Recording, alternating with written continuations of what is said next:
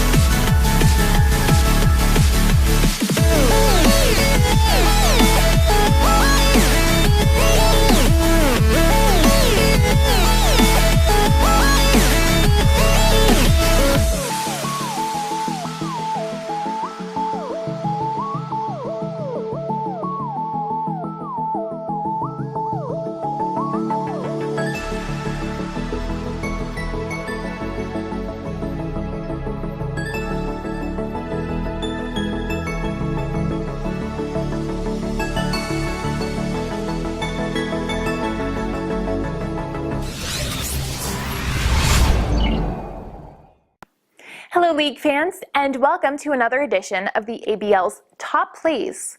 Without further ado, let's get to it. All across the map, a little favor going in on Pectus, going for the 1v1 as the Owl Star uses the Ignite. Pectus is very low, and the snipe from Psy. He is shut down as well. Saber Flavor will take down the jungle though. Oh, we're gonna get the resets. That's a double, that's a triple, going for the penta. There's the quadra kill. Is it the pentakill? The quadra, and it is the pentakill for Saber Flavor on the Tristan. 4,000 health, trying to fire over the wall. Here comes the ultimate, and it secures the kill! Baron goes to Reborn Gaming! He's gonna try and get on the back line. Here comes Tyrant Rex. Oh, they're trying to get out the damage. Anonymous Nub does have the Satchel Charge. Can he take down Ducky? We need the resets. Tyrant Rex, and he is still going after him. The resets for Anonymous Nub. He's got the double kill. Can I get the penta? That's the triple. There's the quadra. He's going for the penta. That's the pentakill. 3 pentakills on stream. Anonymous Nub goes off, and Tristana has single-handedly carried them back into this game. I guess once this fight, a little favor goes in. Oh, the shockwave catches 4. The Emperor's New Guide is going to push them back. Azir forced to flash away. Good job from you, Myra, bro. They are responding a little bit here, but he's going to, but the shockwave will land onto 2. Wild Dog forced the back way, uses the ultimate, but Prayer is onto the back line. We're going to see a fight, folks. We're going 5v5. Wild Dog trying to back away from Prayer. He's caught between 4 members, but can his team support him? He will die. Now, oh, there's Gnarly Brood, the 3-man Gnar ultimate. Wombat could go down. The double kill to Hunty, though. Wild Dog in full retreat. Can they chase him down? They will. The triple kill. They are going to try and engage here. Tyrant Rex in big trouble. LCS Locky in the backline is going to get the stun on the next level plays. Possibly. Here comes Lone Crow. He did teleport in. Now that's the double kill for Vitalis. Ooh, the ultimate from the Lux. And the triple kill for the Tristana. Could we get a pentakill 2 games in a row? Going for Ducky. The ultimate, or the auto attack lands. Can we get it? The pentakill 2 games in a row. Anonymous Nub. You get whatever skin you want, Vitalis. You better buy him a skin. That's all for now, folks. Thanks for watching. Catch all the ABL action on Tuesdays at 8 p.m. Eastern, and don't forget to subscribe below.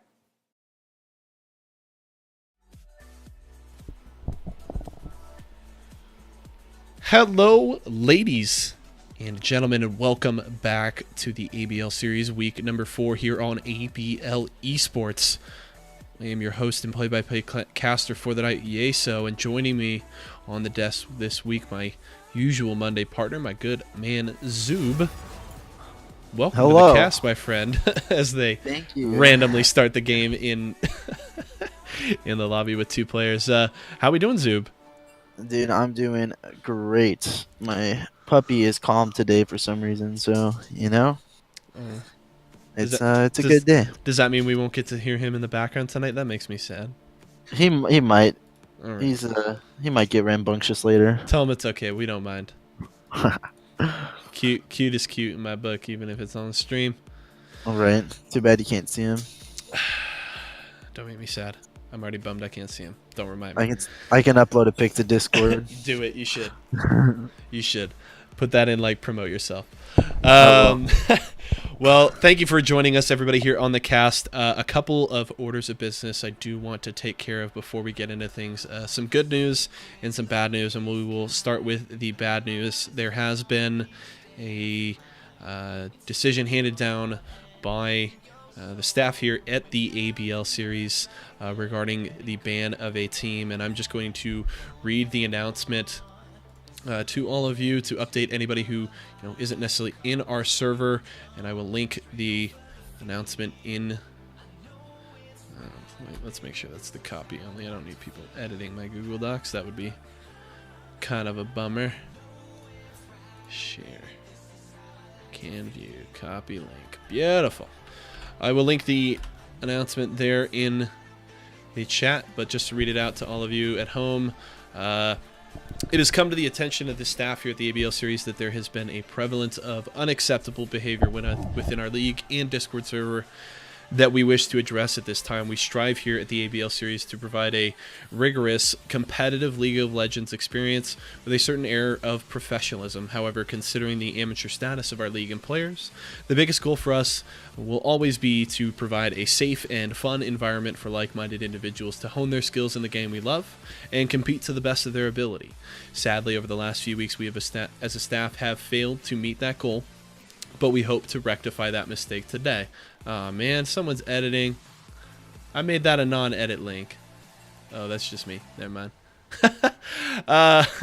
Schism Gaming has been banned from the ABL series effective immediately after lengthy consideration of a plethora of evidence provided to us by members of our league. We have decided that this is the best course of action. Consistent instances of toxicity and unsportsmanlike conduct within and outside of our official Discord server, multiple attempts to poach players from teams, and even failing to pay for contracted logo work have all contributed to this decision. As a result, the Schism team will be disbanded. Team captain Hibachi, Schism owner Fanar Gunner, team members D-Loon and Argus, and Hibachi's brother Stride Pods will be permanently banned from the ABL series, as well as all official servers of the ABL. The remaining members of the team, Ambush, Stro, Moses, Quadra, Evolve, and Nayoung Jin, will be made free agents and will be unable to play in matches during week 4 of the ABL series. After all of these players are available for teams to negotiate with and sign after this announcement, but will remain unavailable to play until week 5. Also, while there was not significant evidence of rule breaking by these remaining members, we still feel their silence makes them complicit in Schism's wrongdoing. Therefore, a warning tag will be placed on these 6 players until the end of Season 3. They will all be monitored closely by our staff and should be monitored by members of our league as well. They will have a much shorter leash when it comes to the rules. Any of these players that make it to the end of Season 3 without receiving disciplinary action will have their warning tag removed. In regards to how this affects the rest of the season, we have a few things to address. First of all, given we are already 3 weeks into the season, we will not be finding a team to replace Schism. This means that all future scheduled matches against Schism will be bye weeks for their respective opponents. Also, every team's record will be adjusted to account for Schism leaving mid-season. All losses to Schism will be reverted to 2-0 match wins, and all future matches will also count as an automatic 2-0 victory. If you are curious what sparked this action and wish to understand some of the evidence behind our decision, the letter linked below from the ABL admins and a large majority of ABL teams contains significant amounts of evidence, by no means all the evidence we obtained, against Schism. We as a staff would like to personally extend our thanks to the members of our league who brought this to our attention and gathered a lot of evidence. We appreciate your passion and dedication to this league and what it stands for. Sincerely, the ABL staff. So that is the bad news. The good news, though, that I would like to bring all of you, and this is probably an update for even our teams, is there will be a small adjustment to our playoff format for this season. Typically what we have done, similar to the LCS, is the top 6 teams at the end of the regular season make it into the postseason. You have quarterfinals between 4 teams. The top 2 teams would get a bye to the semis, and then you just play 5v5 or 5 best of 5, matches all the way to the championship. What we will be adding this season, however, is a mini gauntlet leading up to the best of 5s.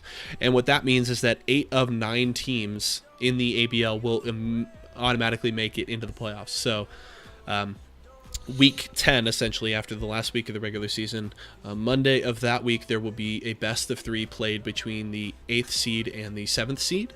And then the winner of that match will go on to play the 6th seed in a best of 3 the day afterwards. The winner of that match between the 8th or 7th seed and the 6th seed will then advance to the quarterfinals of the ABL, and then it will be best of 5s from there on out. So that means only a single team from the league will not make it into the postseason. Only a single team will not have the chance to play for that championship. So certainly excited for more postseason matches and more opportunities for our teams to play for the prize pool here in the ABL in Season 3, so definitely going to be very much excited. Weimel, it's just the initial part of the playoffs will be a gauntlet. So number 8 and number 7 play each other. The winner of that plays number 6, and then it goes back to normal seeding. So whoever wins that match at the end of that mini gauntlet would play against the number 3 seed in a best of 5, and then you would have 4 and 5 matched up against each other. It would go back to normal.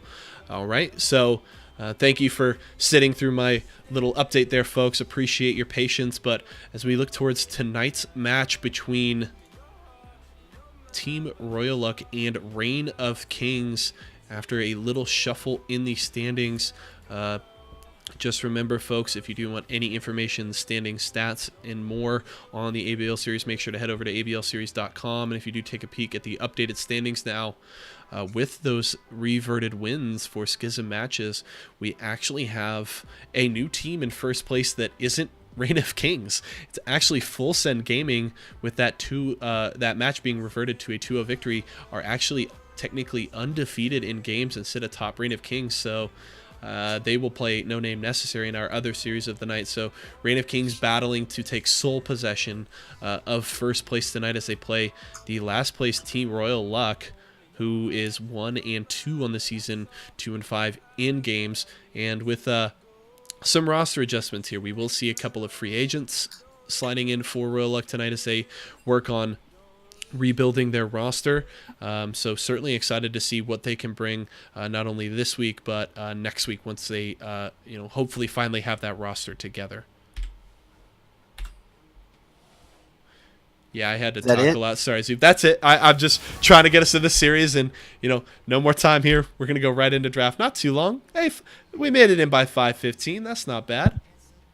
Yeah, I mean, that was about probably what I expected, but yeah, the right pick is to promote yourself now. So if you're part of the Discord community, puppers. Pardon me while I add this to this stream.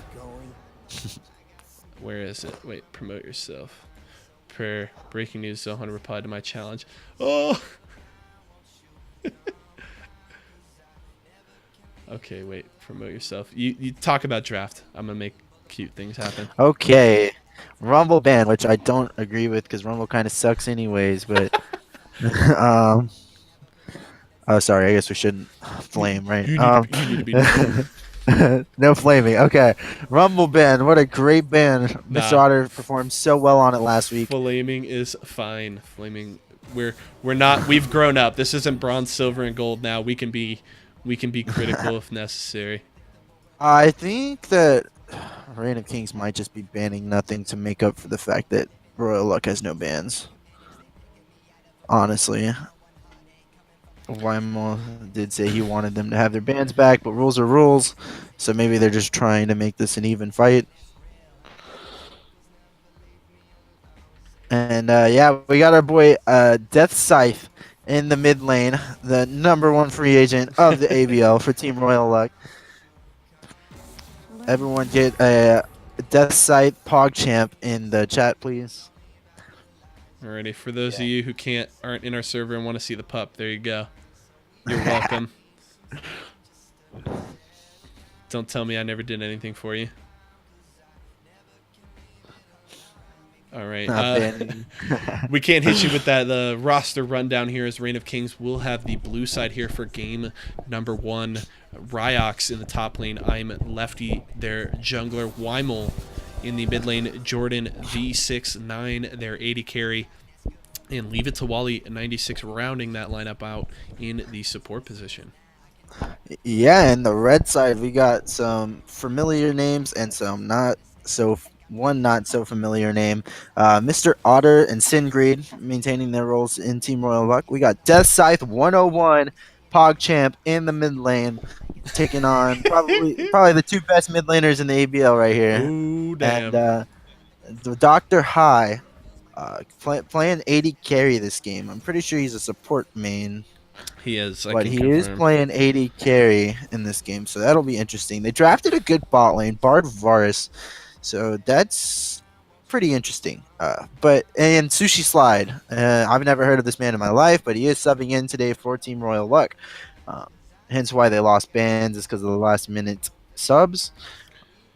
But yeah, that is our red side Team Royal Luck. And so far we have Jace, which means Ryox is looking to potentially create a lead, maybe Weimel's lead if he takes the Jace himself. But the Zac pick, always a strong pick. Kind of already so much tankiness on the side of Reign of Kings with Zac Alistar.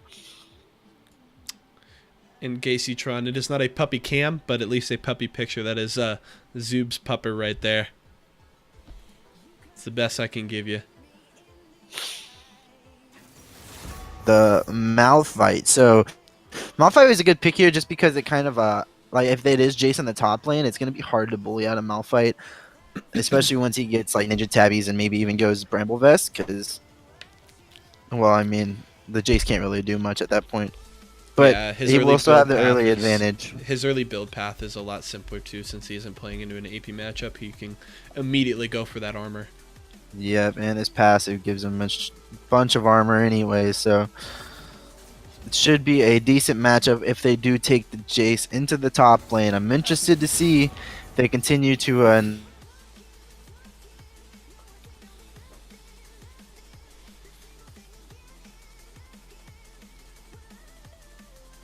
if they continue to plank.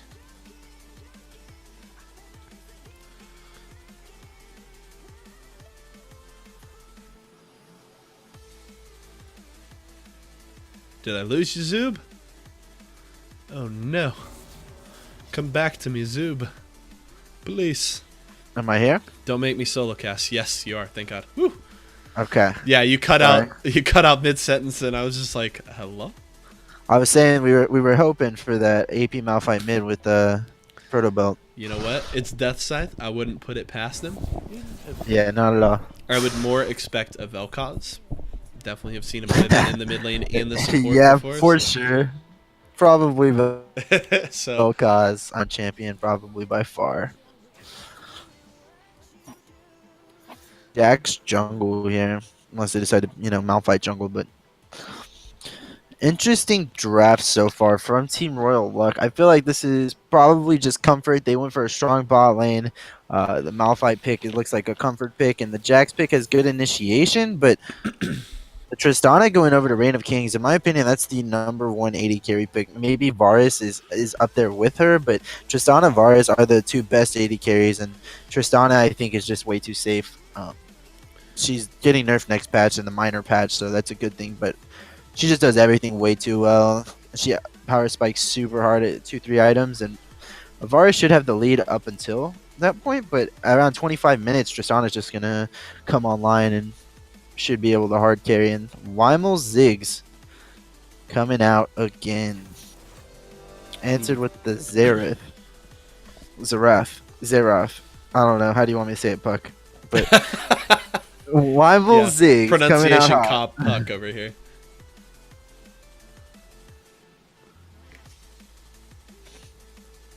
We get to see the big meme coming in again for the Reign of Kings mid laner.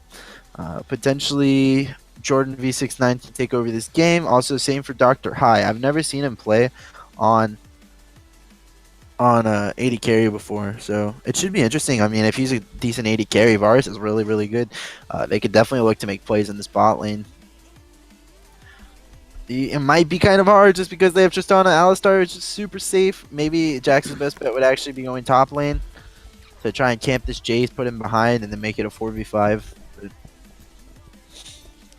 I am very happy though that we do get to see essentially the two, top priority, top tier 80 carries in this game. Part of it is because of the kind of meme heavy draft phase there, or ban phase, but I just like the fact that we get to see Varus and Tristana in the same game.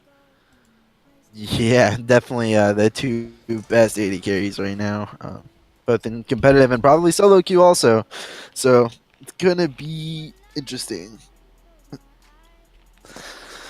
for sure. I mean, I think Varus should win the lane phase depending on how well the supports play. But like, if it was just Varus versus Tristana, the Varus should probably win the laning phase.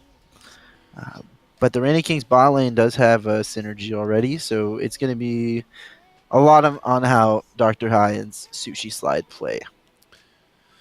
I like the engage from both of these teams too. You've got the Zac and the Alistar to pile on, anybody within reach. I mean, the Zac makes easy setup for that Alistar headbutt pulverize combo, and then you've got the Malphite layered with the Bard ultimate, as well as some stuns coming out from Xerath and Jax, and the ultimate from Varus. So plenty of crowd control, and both of these teams could very easily start fights. Yeah, and we actually see Ryox this game. I believe it was Badinsko last week that played for Reign of Kings top lane. Am I wrong? I believe you're correct. Yeah, so so many games that we cast, they kind of blur together a little bit. Yeah, and I think Ryox is in place of Budinsko. Interesting. I don't know if there's like a difference. I think Budinsko played Shen last week, at least in one of the games, if I'm not mistaken. And I can confirm that they've essentially split games this season. Ryox has played 4, Budinsko has played 3. Okay, maybe Ryox is more of a carry player, hence why we see the Jace here. I'm not 100% sure how the setup is working. Maybe if we get an interview from them, we could ask them about the top lane subs. But what do you have any idea on like the win conditions here for Royal Luck? Just a wombo combo, you think? I mean, they could definitely do the wombo combo.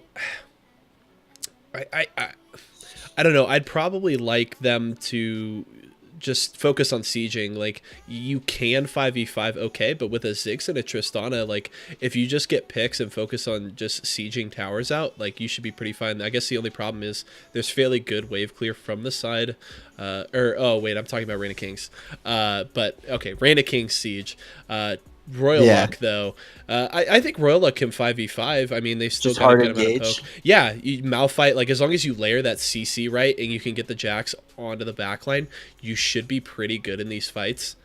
I would agree. Definitely. Like, if they can get on Weimel Ziggs with the Jax, that should shut down the whole... But I do agree also that Reign of Kings sieging is going to look really, really good if they play it right. I think a big key for the TRL team fights will be how they use the Bard ultimate. I think, honestly, like, if you see Reign of Kings, like, heavy engaging, if you can get the Bard ultimate on the backline and then just, fight front to back and shred through the Alistar and Zac pretty quickly, then you're pretty well set up. Or if you can, get a pick and actually catch the backline and try and delete one of those carries first, then it certainly goes a long way. That Bard ultimate can be so, like, feast or famine with how you use it, so... For sure, and we're definitely not looking for the simultaneous Malphite Bard ult. No, that would feel bad. I'm expecting at least one, but you know it's bound to happen. Jay's going for the airy, looking to poke out the Malphite early. That's going to be his only time to carve out a real advantage, in my opinion, is probably pre 10 minutes. Jace should win the lane, but after that, I mean, Malphite is going to be super tanky. Um, not much that Jace can do in the matchup after that. And I have to say earlier, you mentioned Royal Luck probably feeling pretty good about the laning phase in the bot lane. And I have to say that's honestly huge that Bard gets the matchup into a melee support, because since, Bard was, heavily changed over the last year, he's gone very much from, he had a lot of early game power a year ago, but now he's very much scaling. He's very much based on collecting his meeps and powering up those auto attacks. And so with him playing into that melee matchup and having the Varus with him, that honestly is going to make this Bard so much more powerful in the laning phase, and getting to level 6 a lot easier. Yeah, for sure. And that's a good point, actually. The range versus melee matchup. I mean, Bard's definitely a lane bully if they let him be. So the Alistar's going to be looking for those hard engages to stop Bard's poke for sure. And he went for Comet last night, I think. Aframu actually played Bard in LCS, and I think he went for Electrocute. So definitely only aggressive keystones for Bard. That might be looking like I was saying earlier, though. I don't think that the Jax's best way to spend his time would be bot lane. I would think it would actually probably be top, just to shut the Jace down early, because Jace is looking for early leads, looking to snowball any lead that he can get. So I think if you just shut the Jace down, prevent him from getting any kind of lead, then it almost makes the game a 4v5. Because Jace from behind, I mean, unless he lands a really good shock blast, it's pretty bad. Yeah, you can essentially negate him for the better part of the game if you get him down in the laning phase. Yeah, for sure. And I'm interested to see, because like sometimes whenever you're playing in the tanks, you see Jace players go for like a Blade of the Ruin King build, and then sometimes you see them go just straight lethality. But I'm interested because I feel like maybe he should go straight lethality and look just to ignore the front line and hit the shock blast on Dr. High and Death Scythe and Sushi Slide, who are going to be so far in the back. If you land a solid EQ combo on any of those carries with full lethality build, you might be looking to, half their health, like, for almost free. So, gonna be interested to see. They definitely built a siege comp here for Reign of Kings, and here we go. The 2 5-man invades. Like I always say, someone's doing it. And we may have both of these teams run into each other. Game 1 here between Reign of Kings and Team Royal Luck. Remember to follow, subscribe, consider donating, and head over to ablseries.com. And they will pass like ships in the night as Royal Luck sneaks down towards... The synergy there by Royal Luck. Everyone mourning the same bush. Yeah, the question is will they run into each other as they on the way leave? back? Who wins the level 1 here? I'm thinking Royal Luck wins the level 1 here. Royal Luck probably does. We are going to get it back there. Yeah, both of the top laners need it back for sure, or at least start walking up, because you got about 15-20 seconds before those minions hit the lane. Oh. They do have double wards in Tribrush here. Do they look to collapse? Weimel. Weimel could be in big trouble here. Does he go? Oh, good job by Weimel checking the brush, and will escape with his life. Yeah, and now Mr. Otter's super late to lane. I wonder if he's going to TP. Mr. Otter's late to lane. Greed isn't going to get a leash. They're going to try and go for this red steal and push the bot lane. And Lefty off of this red buff. Wally forced a flash away. Ooh, the flash stun from Greed. Good pulverize there from Wally will keep him alive, but it still did cost 2 summoner spells from the bottom lane there of Reign of Kings. So good invade here from Royal Luck. We'll get them this early lead.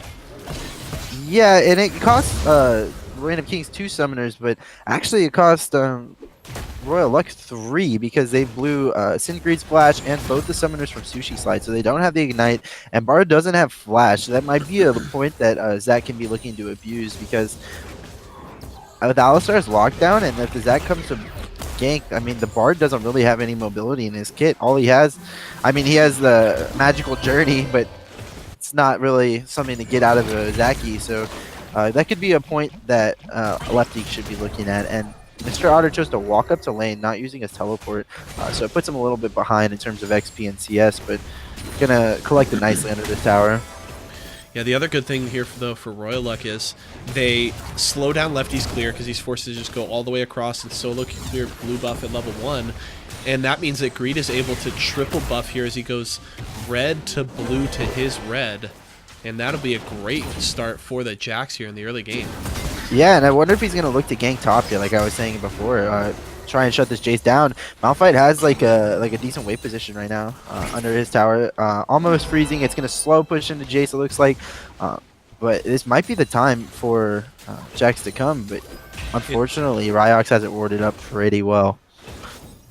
Yeah, Jax does get to use the blast cone and will at least go over and take a peek at I'm Lefty's blue side at jungle here.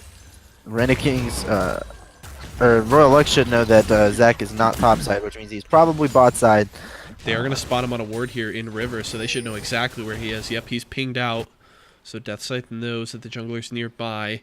Can Mr. Otter bait out the Jace here? Blast Cone is ready for Greed. He can go over the wall, so this won't be seen until possibly too late by Reign of Kings. Good poke coming out from Weimel as Deathscythe forced to back away at around a 200 health. Yeah, Deathscythe's almost out of mana. He's probably gonna be... Oh no.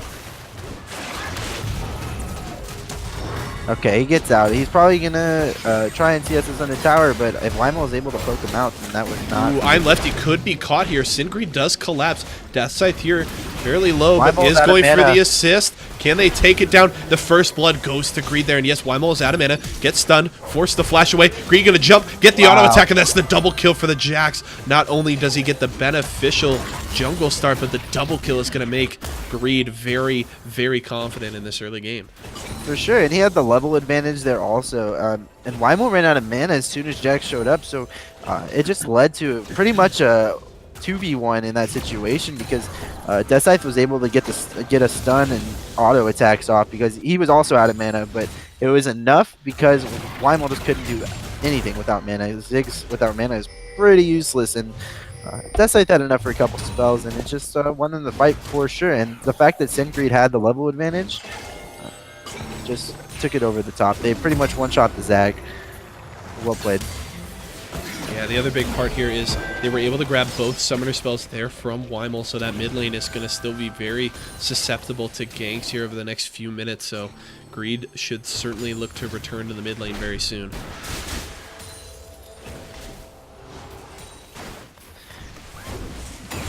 The Royal Luck bot lane is falling a bit behind on CS, down about 6 or 7, but same goes for the top lane actually. Reign of Kings and mid lane. Reign of Kings just has CS leads all over the map except for in the jungle position. Definitely could be a problem if it continues with this trend for the next 10 minutes or so. And Deathscythe actually decided not to back after they got that double kill in the mid lane and is punished for it as Weimel is able to push him out of lane and he'll now lose CS as now 2 waves will have pushed into his mid lane tower.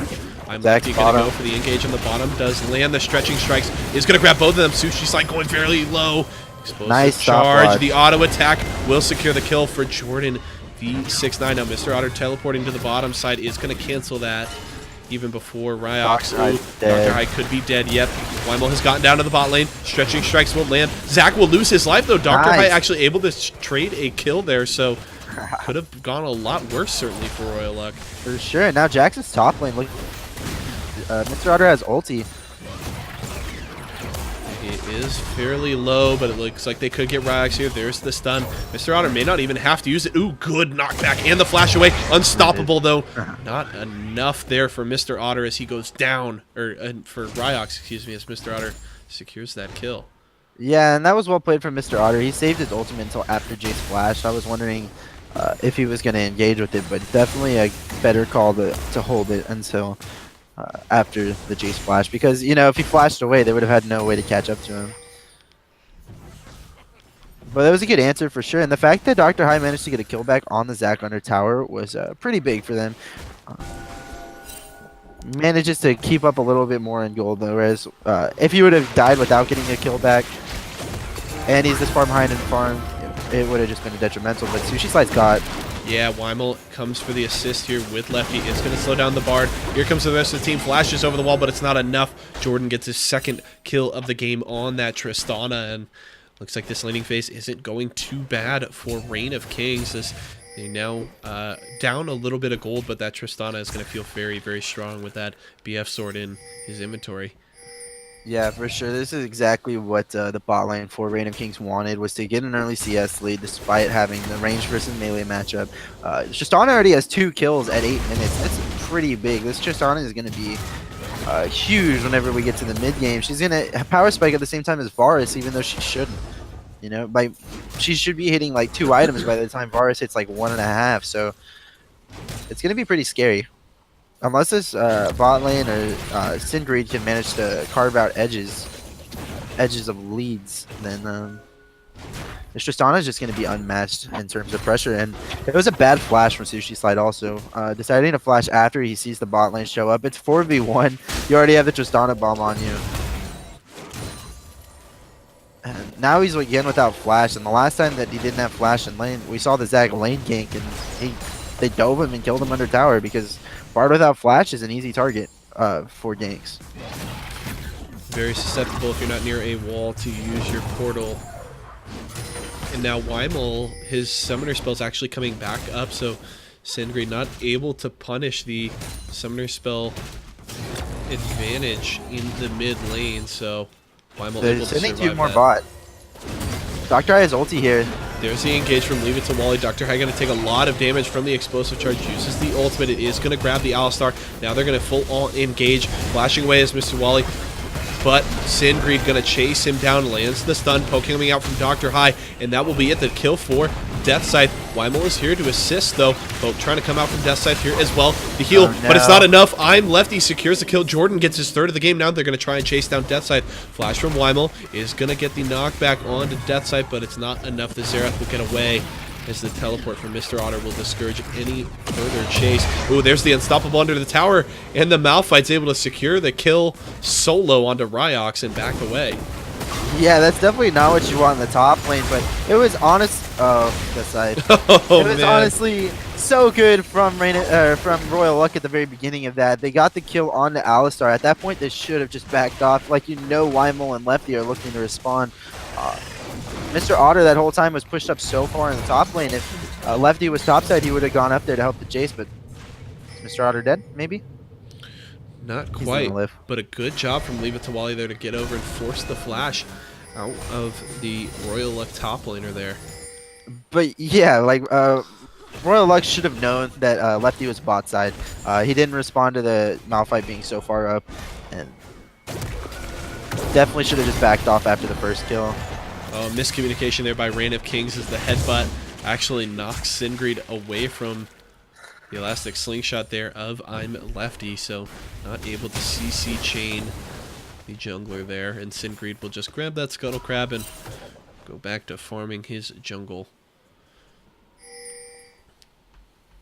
Yeah, and Tristana has actually 1,200 gold over Dr. High here, which is a little unfortunate, but the Malphite's already carved out a huge lead in front of the Jace. He's about 500 gold ahead, so that's pretty big for the top lane. Jungle also has a lead for Royal Luck. Mid lane is going to be the Ziggs lead. Ooh, Weimel could be caught here. Sushi Slide gonna get the great stun out of the Nice. stopwatch stasis, and that's another kill for Greed. Now 3-1-2 on that Jax. Yeah, Sindgreed's looked really good this game, and he even looked pretty decent in past weeks whenever we've seen him, so definitely a decent jungler in the ABL. We don't see too many great ones. Sushi Slide overstepping there into the Tri-Brush, gets caught by Rocks, and now his jungler is going to get punished as well as the 3v1 collapse. Will secure a kill for I'm Lefty, and that should easily be the Cloud Drake there for Reign of Kings. Yeah, Sushi Slide getting caught has seemed to be a thing of the game, the theme of the game. So great vision just all around the bot side from Reign of Kings is just allowing them to get these picks, and it's pretty scary if you are Sushi Slide as the Bard, no mobility. Mr. Otter going to go in with the unstoppable, knocked away by the Buster Shot, but it's not going to be enough here. Possibly Jordan going very low, one more auto attack. Nice. And the shutdown there from Malphite. The Malphite main carry right here coming in for Royal Luck. He's looking to win this game off his back alone. Yeah, 3 1v1 kills there. 2 against the Jason, now 1 against the Tristana. Mr. Otter feeling very, very confident on this Malphite pick. Yeah, and he definitely has a strong lead against the Jace. Luckily for Jace, he actually got a kill pretty recently. I think it was on Sushi Slide. Yeah. Right before the dragon, so it did give him a bit of gold back in his pocket. He opted for the lethality, the Yo moves, like I was saying, ignore the front line, just hit the back line. Dr. High, I wonder how far off is he from his Ginsu's? He opted for double recurve though. Okay, that's gonna delay his power spike super long. The Ginsu's is such a crucial point for the Varus, and I don't agree with just delaying it by building your tier 2 boots and your... Well, maybe the tier 2 boots are okay, but the double recurve bow is just not good because you need the power spike on Varus. That's like why he's so strong. Just delaying it is just going to allow Tristana to power spike before you. Yeah, and the other big problem with that is the, you know, the recipe for... damn it. The Ginsu's is just so bad. Like... The pickaxe, blasting one, and recurve bow is just remarkably less powerful. Sushi Slide forced the flash away as we're getting the tier 2 push by Reign of Kings. Yeah, they're just 5-manning this top side, and Royal Luck is not responding. I mean, this just might be the lack of communication from having these subs, but they do trade the tier 1 for 2 towers, actually, and maybe get the tier 1 bot also. So they're going to open up the map a little bit for the side of Royal Luck, but Reign of Kings definitely went out on the macro trade. And you saw there, actually, Ryox with the lethality build, he hit the empowered shockwave on Bard, and it just did like half his health or more. So that is pretty much what I was talking about with the Jace build. Yeah, that shock blast can definitely shred those squishy members on Royal Luck. So Varus is going to eat this farm top wave, which is probably good if he gets the Ginsu's at some point. He's 1750 off and probably about 1,000 gold right now from that item. It's I'm not sure what he's going to buy. He's backing with 700 gold. I mean, very interesting. But Tristana already has her static. She has the pickaxe and the BF. She's on probably like what, 1200 from the 1225, I think, from the IE. So, and she has 325 right now. So she's about 900 gold off her IE. She's eating the bot wave right now. Gonna be a 2-item Tristana before Varus even gets 1 item. It's pretty bad for the side of Royal Luck. Yeah, was able to go back and grab the blasting one, but Dr. High still not feeling very good without a completed item outside of his boots. Ooh, Death Scythe could be in big trouble. Here comes the tower dive. I'm lefty over the wall, and Jordan grabs the kill onto the Xerath as they've just continued to punish this on mid-lane. Ooh, engage from Mr. Otter. The front line stepping up a little too far. Sigrid gonna get into the back line, trying to go after Ryox, but he can't catch him yet. There's the crowd control. Now the ultimate from the Bard getting onto the back line. Sushi Slide actually gonna miss the stun. The poke coming out. Ooh, and the double kill there from Weimel on this Ziggs. Now 4-2-2 as they look to push the mid lane. Yeah, Dr. High in that fight just walked all over the Ziggs mines. I'm pretty sure he stepped on every single one, like on his own accord. So the siege here from Reign of Kings is just too much, and they tried to hard engage, but their 80 carry just isn't strong enough. Tristana is gonna have IE here when she backs. Varus doesn't have Ginsu's yet. Tristana's at 2 items to 0 of Varus. That's not good. And that's another big push here by Reign of Kings as they do get the tier 2 in mid lane as well. Now they're going to go for the tower dive on the inhibitor tower. Singrid here to try and help out, but still members are falling all over the place. 3 are dead for Royal Luck. Now the passive has been activated by the Zac. Looks like he might go down the teleport. He is going to save one of his blobs. Maybe it's Wally trying to protect him as well, but there's the shutdown. The double kill, or not the double kill, but still 2 kills there. Dr. High trying to fire away, but he's actually going to go down to Ryox there, and that's the ace for Reign of Kings. Yeah, I mean, I feel like Singrid really wants to win this one, but I don't know if that's going to happen at this point. Reign of Kings just looks so good macro-wise on this game, at least so far. They've traded up on every single macro decision, which is pretty good. If you ask me, pretty good to trade up every time. Tristan is super fed right now. She's 5-1-7, has sitting on 2,500 gold. That's going to be a Zeal and IE, or tier 2 boots and IE finish. So Varus finally finishes the Ginsu's, but I might just be too late in this game, honestly. It might be too late as we have a dragon spawning in 5 seconds. The Ocean Drake, pretty worthless this late in the game, but it might be good for the team looking to siege. IE, right? An example. No. In other words, is IE. IE, Reign of Kings would like this Ocean more than Royal Luck. Yeah, IE was correct. You had it. Gotta trust yourself, man. EG is example because it's like egg example, you know. Like, anyways, that's how I remember it from like 10th grade. Well, the Righteous Glory on Alistar. Let's go. Ooh, he wants Dr. High and actually forces him to flash over the wall under his tier 2 tower. A little consolation prizes. Relic does grab that Ocean Drake, but it isn't going to do much for them if they can't get more farm onto their carries right now. Yeah, Dr. High had the flash there, but that's definitely a worthy trade of Righteous Glory for a flash, because Righteous Glory's cooldown is like, what, 1 minute, I think, in comparison to, it's 90 seconds. So 90 seconds versus 5 minutes is pretty favorable trade. The siege here from Reign of Kings is huge. Jace is split pushing, actually, not joining the siege, but it's enough to draw Singrid top, and without their Jax, was arguably their strongest member, it's pretty devastating. Weimel just throwing out the long distance ultimate there, and he is able to take down this support. Now they're going to go for the dive here. Mr. Otter engaging onto the bottom lane. Jordan going to take a little bit of poke from the Xerath. Force a flash away. I'm Lefty going to go down here. Actually, a little bit of an overstep here by Reign of Kings, and they'll get punished. This 3 members are dead as the Jace also died as well in the 1v1 on the top side. Now Mr. Otter going to get engaged on it by leave it to Wally. Activates the ultimate, and Dr. High isn't able to do enough damage to take down Weimel. Yeah, Mr. Otter and Singrid going full tryhard mode in this game, and I like it because they are making some decent plays. I would say Mr. Otter pretty much solo won that siege happening on the top side. If they weren't so far behind, I feel like this comp would be a good answer to the siege, but it might just be too late. Weimel could go down here. Sushi Slide trying to take him down in the 1v1. That could cost him his life. The red buff ticked, but not enough. They aren't able to take down the Royal Luck support as they continue to siege this tower. Ooh, Weimel. Dr. High?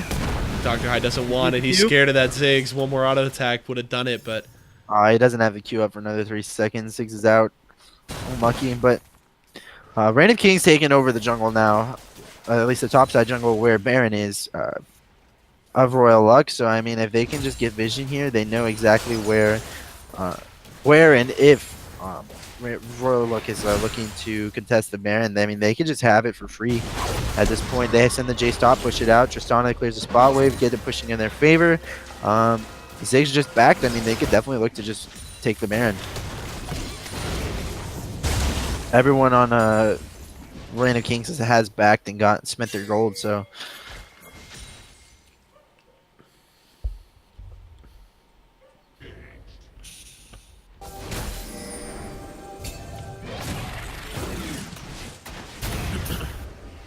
Yeah, and I'm Lefty destroying the blast point there. It's pretty crucial. Exactly what you want.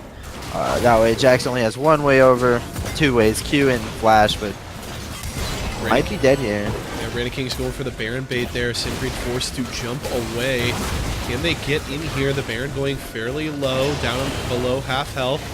3,000, 2,500. Can he go for it? There's not a ward possibly to jump to. The ultimate from the Xerath, but it's not enough. Ultimate from Mr. Otter, though, will get in there. Here comes the Bard. Ultimate will actually catch Mr. Otter. That's not that helpful, but Jordan will get some damage there from the Bard, but the double kill to I'm Lefty. They're trying to chase the scattering members here of Reign of Royal Luck.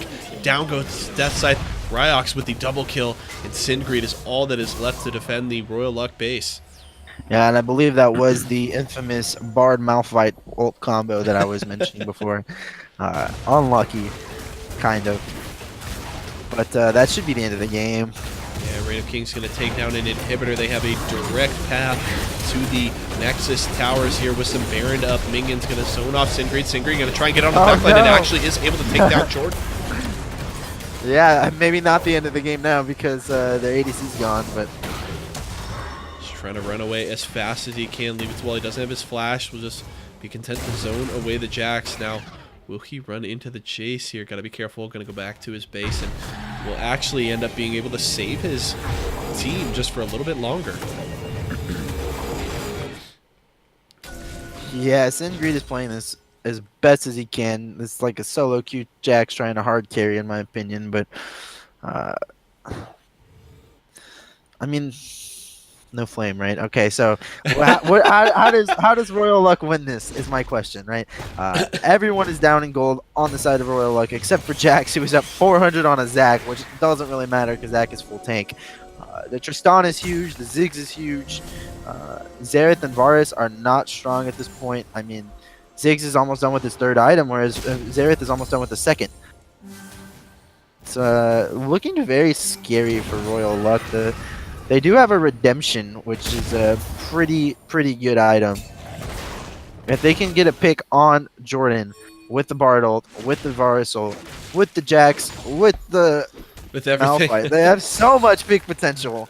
If they can get one, or if they can get a good engage just onto either Weimel or Jordan, considering Weimel is less mobile, that would be their way to win, I think, if Zac is not there, which, since he has a Knight's Vow, I'd imagine he will always be with the carries of Reign of Kings.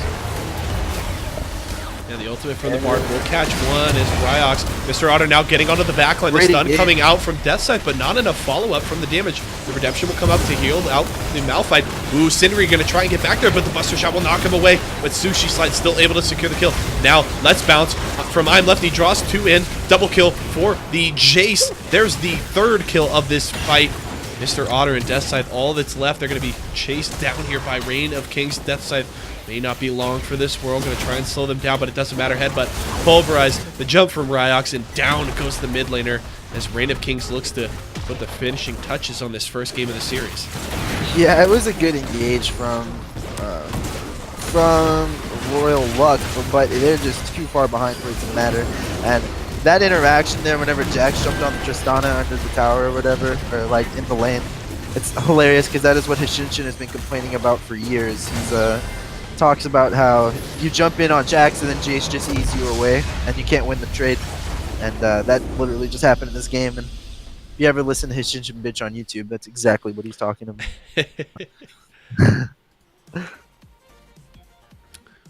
Alrighty, well, game one there over to Reign of Kings in just over 25 minutes. And I have to say, I'm not sure about you, but I would have to give the MVP pick actually to the support there of Reign of Kings. I thought Leave It to Wally played extremely well on that Alisar.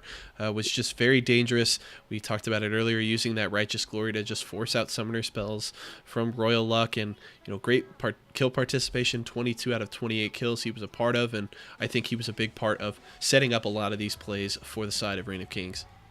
I would definitely agree. The fact that they managed to win the lane with the melee versus ranged matchup, and just the fact that they got so far ahead with the Tristana over the Varus, I think that it was a good performance, because once he built the Righteous Glory, he was trading, he would pop it and then he'd trade it for the Varus Flash, or he'd trade it for just crucial cooldowns that don't cost nearly as much as a Righteous Glory. So it was just good itemization that got them pretty good leads.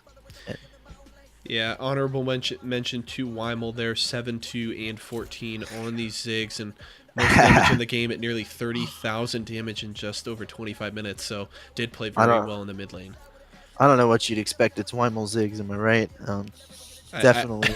I think you're right. Let's spam it in chat. Weimel Ziggs. All right. We are waiting for the players, but what do you think? Do you have any ideas as to what Royal Luck needs to do here to be able to win the second game? It's hard, when you have a team that's brought in, they're forced to bring in 2 free agents. It's 2 players that they aren't playing with on a consistent basis, and 3, right? no, just Death Scythe and Sushi Slide. I think they've played. I mean, and I guess you do force Dr. High out of a position that he typically plays, which does hurt them as well, because he's typically he's now their support. So it's hard. I mean, I guess you try and play something simple, right? A 5v5 team I think putting together a 5v5 team composition around a Malphite is not a bad thing for a team with a little less coordination to do, right? Because that's pretty simple to execute on. Malphite goes in, you pile on top of him, and you typically win those fights. And so a very simple win condition like that, I think, would go a long way for Royal Luck again. So I wouldn't be surprised to see them pick the Malphite one more time. I guess I would just hope that they play out the laning phase a little better, maybe play a little safer and try and scale up, or just do a better job of warding up, because they really got punished by him, Lefty. I mean, that lane gank that he got down once Bard's flash was gone was absolutely huge, and went a long way to them building that early lead, especially in the bot side. Yeah, I would agree. The Bard pick just did not work out. He was caught out really early in the game, and it forced his flash. And after he blew his flash, they just went bottom with the Zac and easy yanks on Bard, because Bard has no mobility. It's not the same as like a Braum or a Tom Kench or something where it's super safe. It's Bard is just a lot more aggressive and a lot more dangerous of a champion, and did not pay off. I don't know who AE Divine is. I'm guessing it's their 80 carry sub this game. Maybe he just wasn't available for the last game. We got a new bot lane for Royal Luck. Oh, that is formerly known as Divine Cameron. Divine Cameron is back in the ABL. Let's go. But hopefully this new bot lane might show a little more promise. Dr. High back on his main role.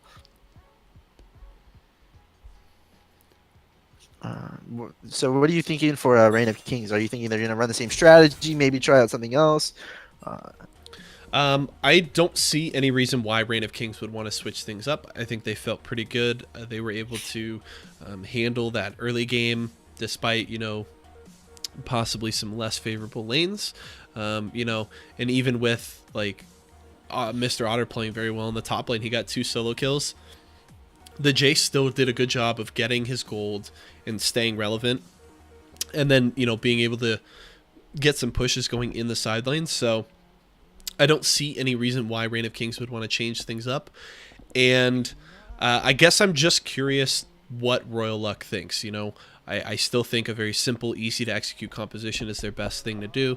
5v5 with point and click engage would be my suggestion. But it'll be interesting to see just how they think they can win this second game, because you're not only playing against a team with more practice and synergy than you, but you're playing against one of the best teams in the league. They're undefeated in matches, so it's going to be no easy task to take down Reign of Kings in a game, let alone a best of 3. Yeah, and I actually just thought of something that might oh, you should move. Okay, cool. I actually just thought of something that might play in Royal Luck's favor. If Reign of Kings doesn't use any bans, Royal Luck is on blue side. That means we get to see Divine Cameron's Vayne, his best champion. If Reign of Kings doesn't ban, it's over. Divine Cameron on the Vayne pick. Yeah. Maybe that is their savior. I will say for this game, since it's only one new substitution, it's just, Death Size stays and they swap in Divine for Sushi Slide, then they would only lose their phase 2 bans. Okay. So we'll see what Reign of Kings does. We'll see. Yeah, will be interesting if they put out the troll bans one more time, but if I was them, I would at least save the troll bans for phase 2 and ban out that Vayne in phase 1, because we have seen on many occasions Divine Cameron go off with that Vayne pick.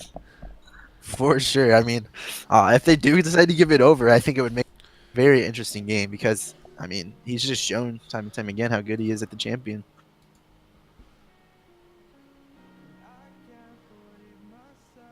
All right, I hope everybody got enough of Zoob's pup.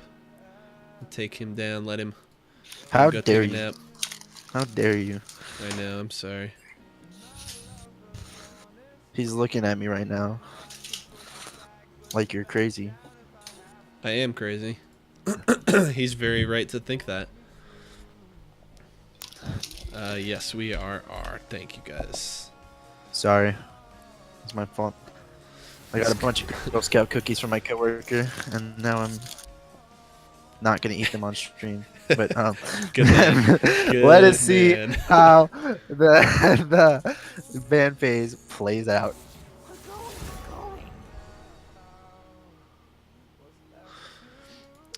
And two things to note, Royal Luck now Great. swapping over to the blue side and Divine Cameron jumping in for them. So Dr. High will return to the support position with Divine Cameron, or AE Divine. This is AD carry. And there's the Vayne band. Probably very smart from Random Kings. No. That was Royal Luck's one condition. So now interesting to see. The Ziggs ban makes a whole lot of sense. Hate that champion too. Don't blame you. See what else Random Kings decides to ban here. We didn't get to see any bans from them in the first game. Banning the Malphite was a good decision.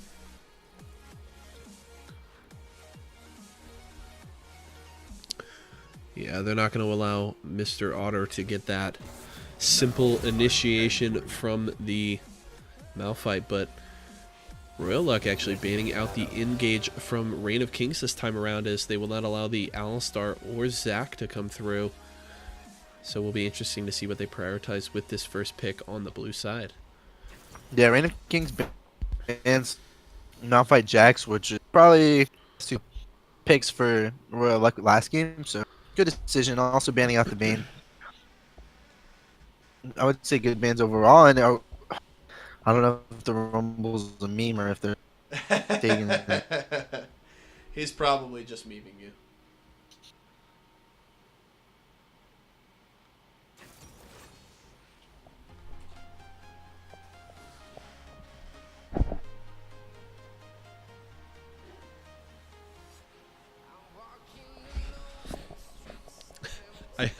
I hope Reign of Kings hovers Rumble every single pick. That's such a meme, dude. The champion itself is.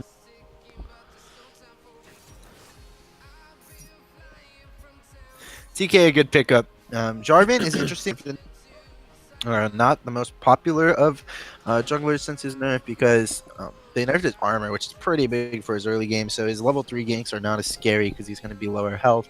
But the Tahm Kench is a good answer into Braum. So interested to see if they answer with a jungler and then what else. And if they don't answer with a jungler, what are they going to pick in the second phase, you know? ADC coming out for AE Divine. Let's go. If he gets caught in that Jarvan ulti, he's probably dead.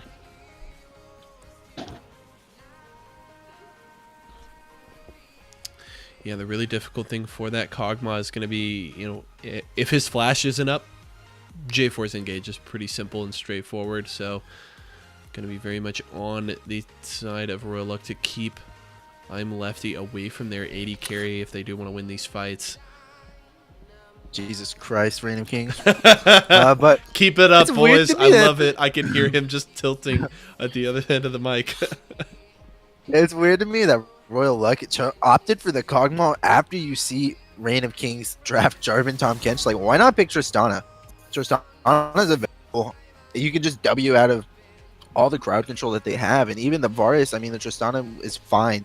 You know, like the Tristana should never die 1v1 to the Varus, never die 2v2 with the Braum. So I think the Tristana pick, maybe just Divine doesn't play it, which would be kind of sad because it's probably the easiest AD carry in the game. I just think it's either he doesn't play it or it's just an oversight on their draft.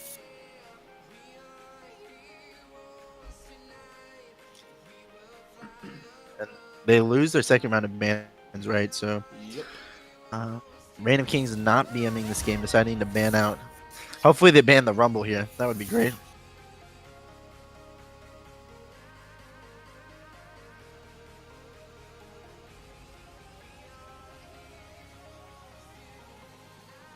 Do we have to remake now?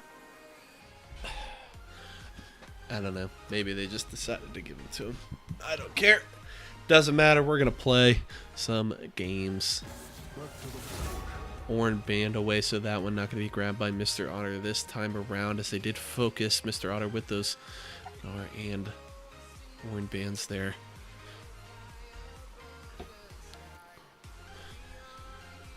Now the question is, where does Reign of Kings go for with this first pick? Something else kind of confusing me is the fact that Royal Luck, they kind of just counterpicked themselves with two champions, the Kog'Maw and Malzahar. I mean, if Malzahar ults anyone, they're just going to get eaten by Tom Kench. You know, Kog'Maw's stuck with him. Interesting decisions is the choice I'll use. The Galio likely coming in the mid lane. I like that a lot, actually. Now they just need some form of engage, potentially, besides Jarvan, I think. Maybe a top lane with engage would be kind of cool. But they also need more damage, because right now they're super tanky. So maybe a damage top laner with maybe screw the engage. Let's get Lucian top from Ryox. That's what I want to see. Spicy. The Jace is available, so we could see him take that one more time. And it's actually going to be the Camille. Interesting. So I guess technically could be a Camille jungle for I'm Lefty and the J4 top, but I would expect a Camille top. Yeah, I think that's more likely, certainly.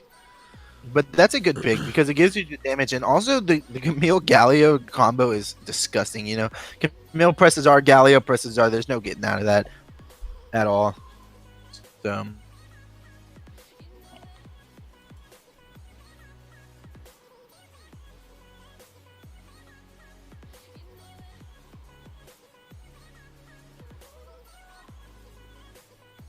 So this game, Random Kings actually drafted more of a team fight instead of the poke or the siege comp like we saw last game, which was pretty scary because we've seen Random Kings play like a lot of different styles, and right now I don't know any team that could contest them for the #1 spot. I mean, you said Full Send Gaming is actually now the #1 team, but I don't think we've seen them since week 1, right? So interested to see how they go. They're a good team, but Reign of Kings, if they manage to pull off a clean win here,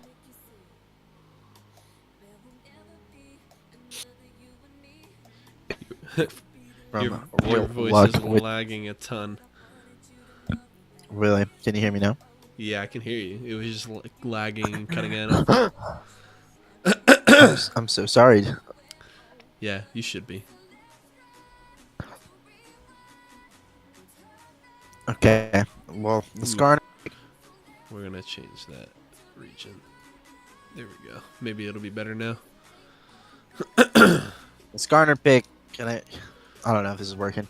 Yeah, sounds better now. I changed the server location, so. Okay, the Skarner pick. Same thing I was saying with the Malzahar. Tom Kench just gonna eat him. Now, are they gonna ult with Skarner and Malzahar both on the Tom Kench? Because like, then I guess no one could save him except Galio and Jarvan and Camille. And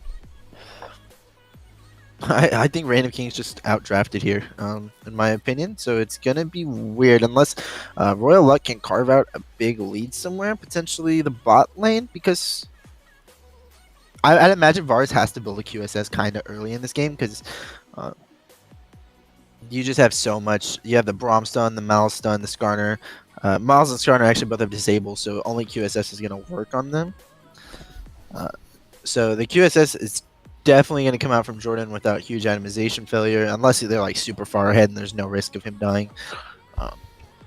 But that might be their only chance is to get a huge lead bottom somehow, and which would be hard considering we just named Leave It to Wally the MVP last game. If they manage to get a huge lead bot, just snowball, rotate around the map, get picks with the two champs that are looking to get picks, Miles and Skarner.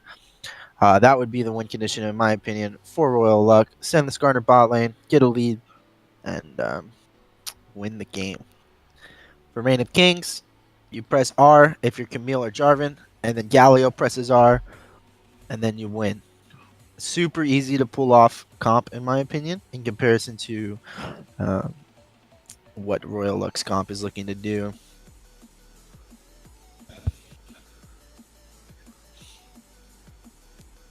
Am I still lagging? No, you're good. Okay. You're all good. I swapped the server region, so What does that seems mean? to have helped.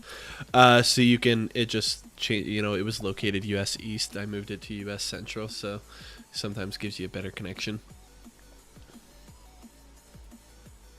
I am in Texas, so Woo. I am central. Tejas. Where in Tejas, if you don't mind me asking? I live in like Houston area. I'm like 30 minutes north of Houston, but you know, if I said my exact location, no one would probably know where that is. Like the city? Give me a city. Yeah. I might know. I live in the Woodlands. It is like where Adrian Peterson lives. Okay. If you know where he is, who he is. I don't. I lived in Texas for a few years when I went to school. I got a buddy from Dickinson. Okay. I just loved the way he said it. He's from Dickinson, Texas. I do not talk like that because I am normal, but I know what you mean. Yeah, that's a nice way to put it. I definitely don't believe in accents, by the way. So Accents are real. I even have one. It's very, very slight, and it's with only certain things I say. It's not as pronounced as like an English accent or a Southern accent, but everybody's got a little bit of one.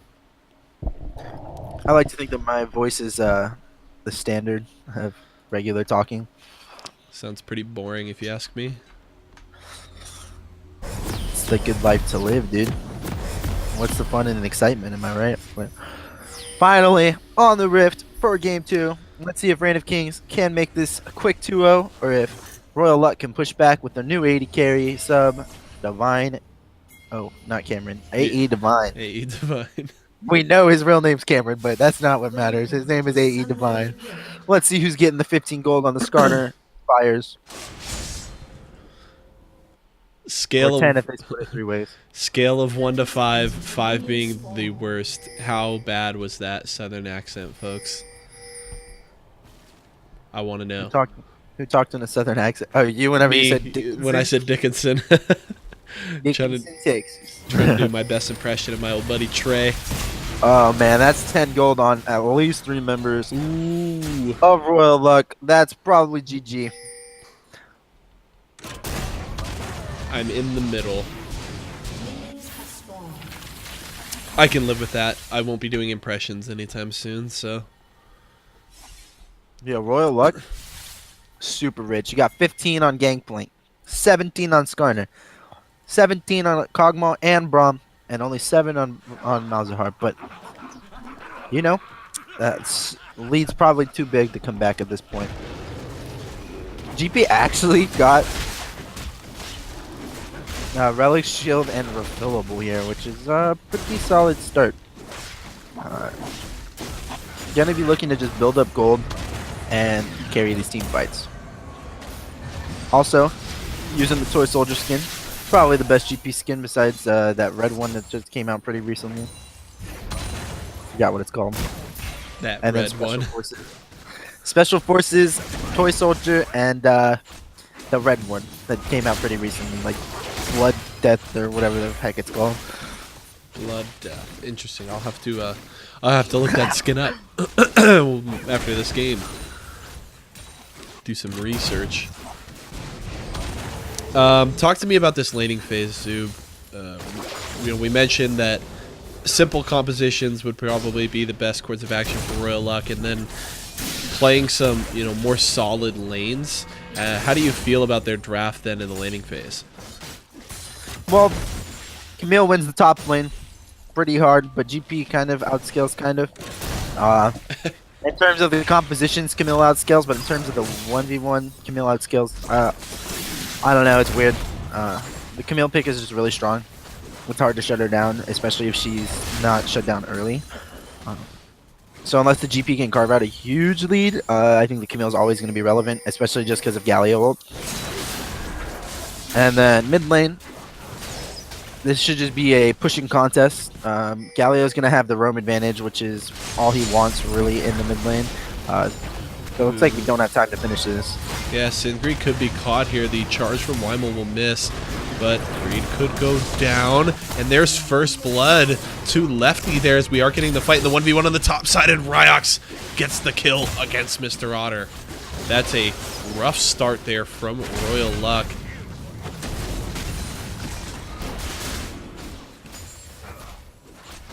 And not only that, we do see Divine and Dr. High getting pushed in on the bottom side here. So early laning phase going very much in favor of Reign of Kings. Yep, and the last lane that we have to talk about, the bot lane. Varus, much better than Kog'Maw, does his exact job, just better in this patch. Because the only thing is that Kog'Maw has a rage advantage, I suppose, but I mean, Tahm Kench is super strong in the 2v2.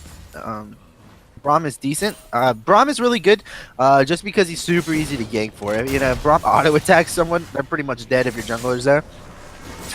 Without the counter gank coming, of course, but like this right here. If Braum hits the Q, they give up. They don't chase it, but like Braum is just kind of a meme and how easy it is to get a kill with Braum on your team. Ryox hasn't backed yet. Yeah, Greed is on the top side, but he has a level advantage on both of these members. Greed gonna go in and get the stun, but not enough follow-up as Mr. Otter actually misses the barrel combo.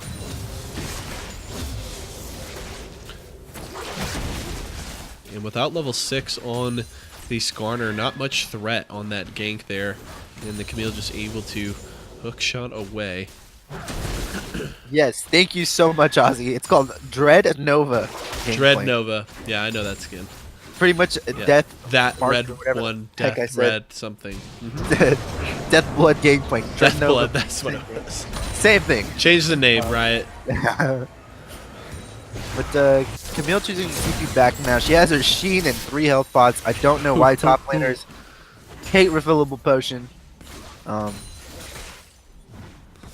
Would have been the much smarter buy considering she already has Thorn Shield, but Mr. Otter gonna farm up under the tower. The bot lane of Reign of Kings has had so much pressure all game, and no answer from the Skarner. He's not 6 yet, probably waiting till that point, but it doesn't matter because they have a Tahm Kench. So,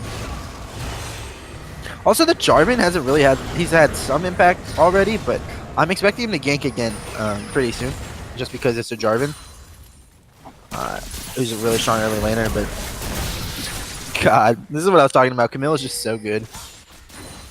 Doesn't even make sense. She's like permanent ban in LCS almost. Pretty sure she's like 80+% tick ban.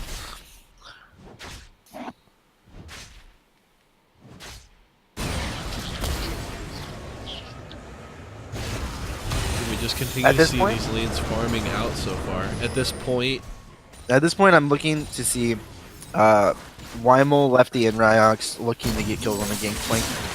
Unless Ryox can just solo kill him. yeah, he's going to go for a good stopwatch there by Mr. Otter. Will save his life. Oh, well could played. get him a kill in return. There's the barrel.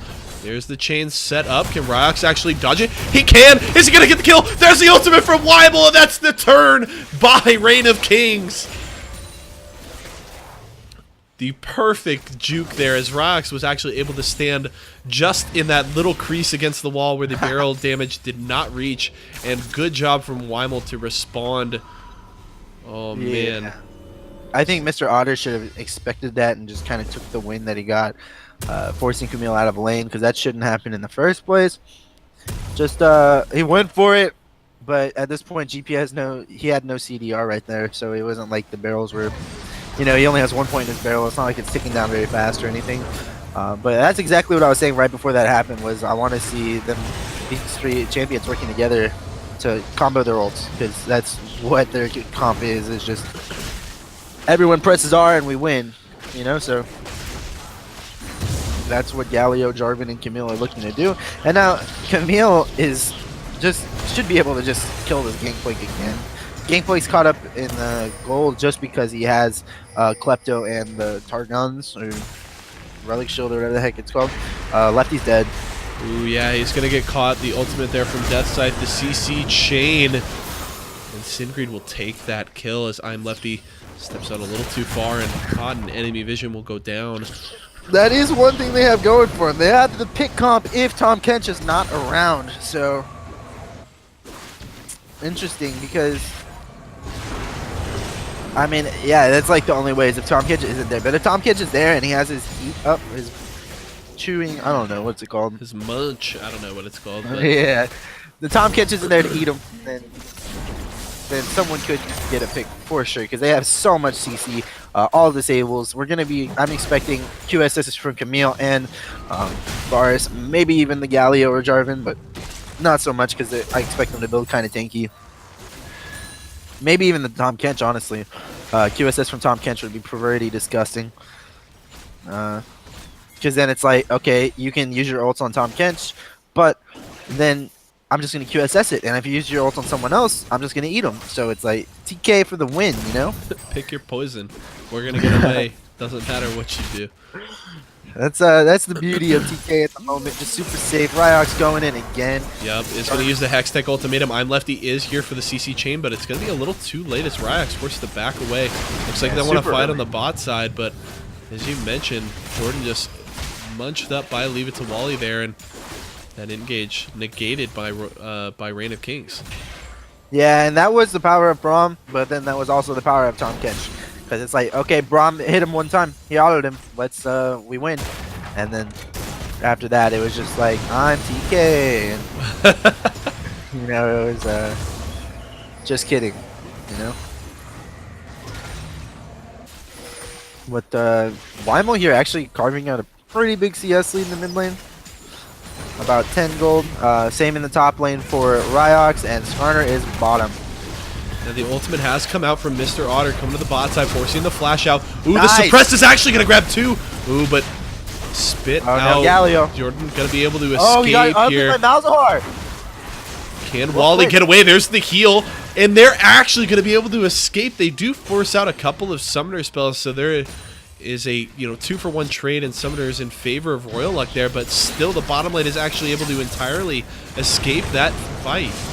Yeah, I mean, not exactly sure how they lived, but well played from Deathscythe. He actually, Weimel left lane, and Deathscythe followed him, expecting him to ult bottom, and actually as soon as Galio ulted, Malzahar ulted Galio, so his ultimate didn't complete.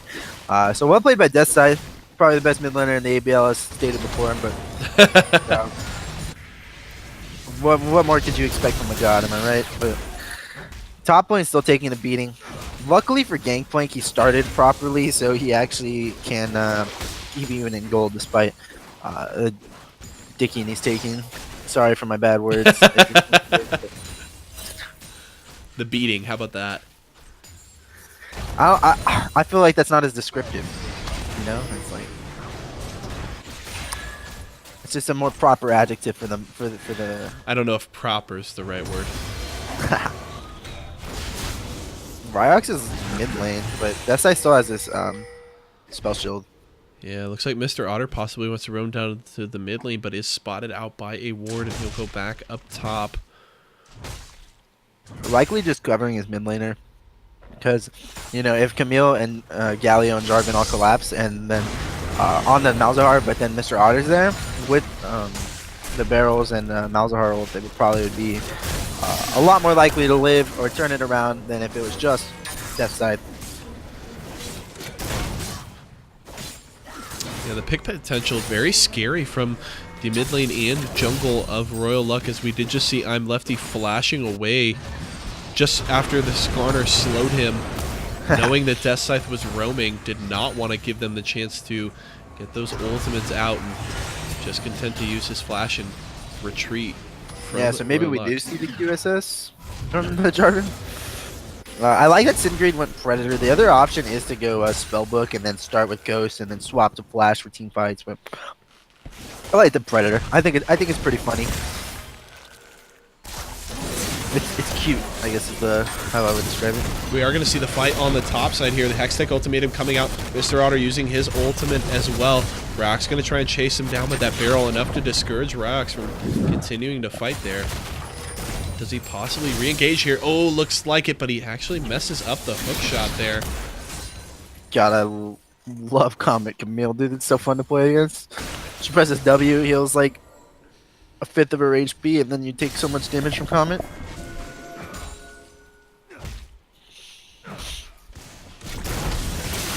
Oh man, Parlay. I'm surprised Mr. Otter did not go for that, honestly.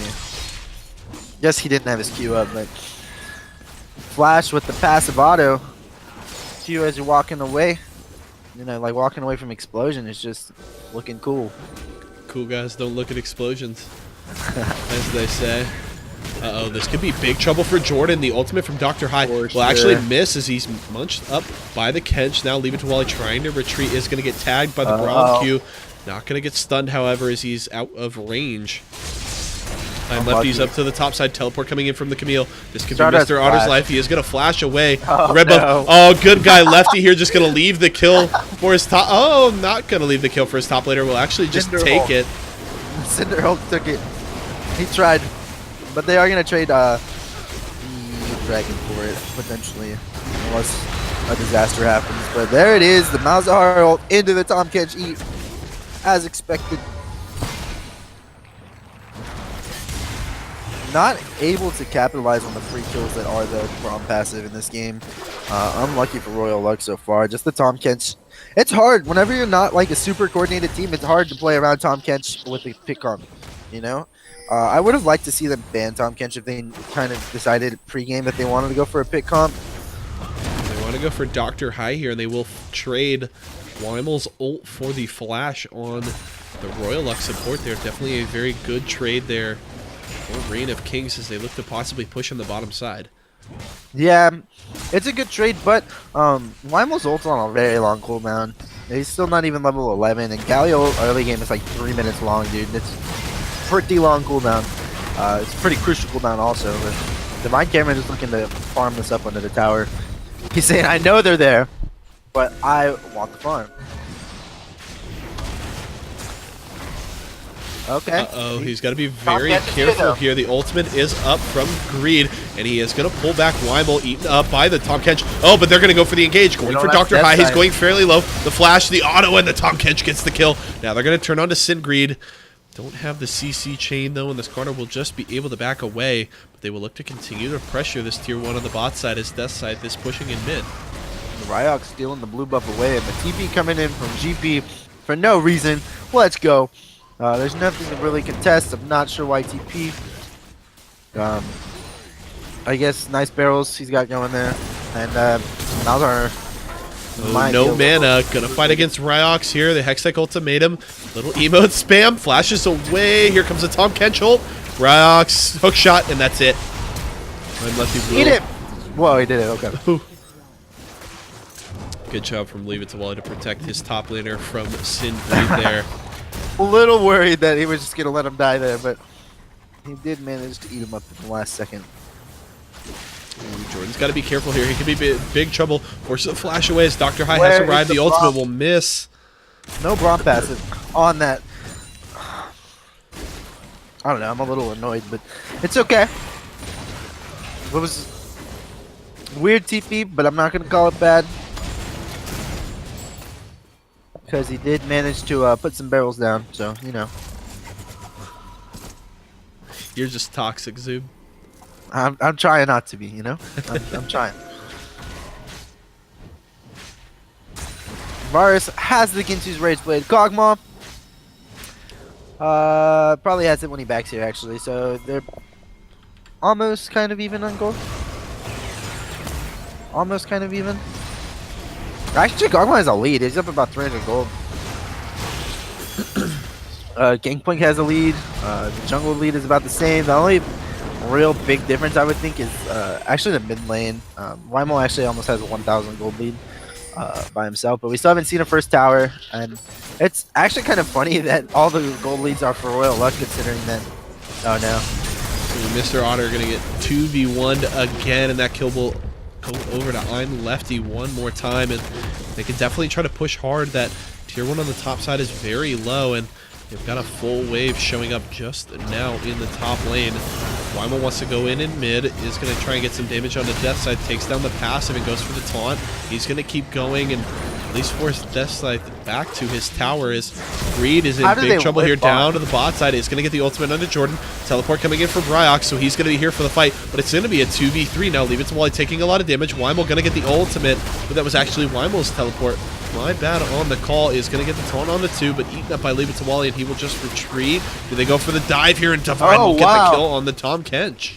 That was so much burst right there on the TK. I'm glad that they finally killed them because they have so much CC. Tom Kench can't eat everyone. Like, you have the Braum passive, you have Skarner, or you have so much to work with. The Skarner stun, like Tom Kench can't eat them all. You know, it was actually pretty annoying how they weren't managing to get any kills over, despite all the CC they had. But finally, they managed to get 2 kills over to the Kog'Maw, and now Kog'Maw is pretty far ahead of the Varus. This is what I was saying was their win condition. Get the Kog'Maw ahead of Varus and look to win through him.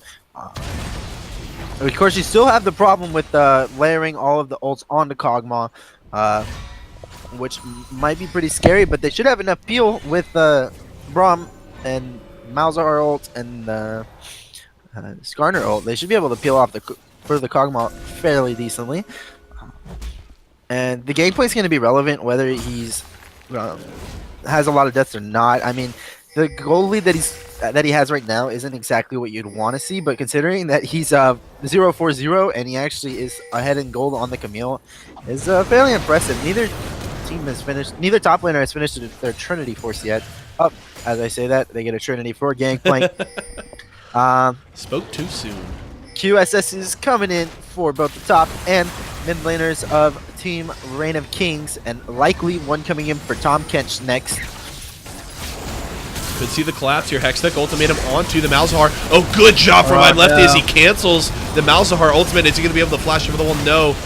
He does not have it available yet, and he will go down now. Singreed in big trouble as they collapse onto him. Jordan V69 gets that kill, and that's 2 for 0 in favor of Reign of Kings.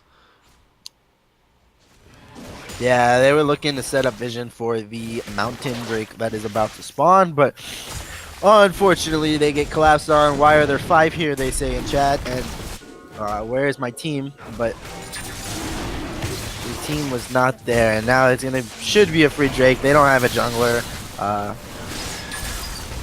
Gangplank just gonna farm mid. They actually have the Galio ult, so if they try anything funny, Galio ult is there for it.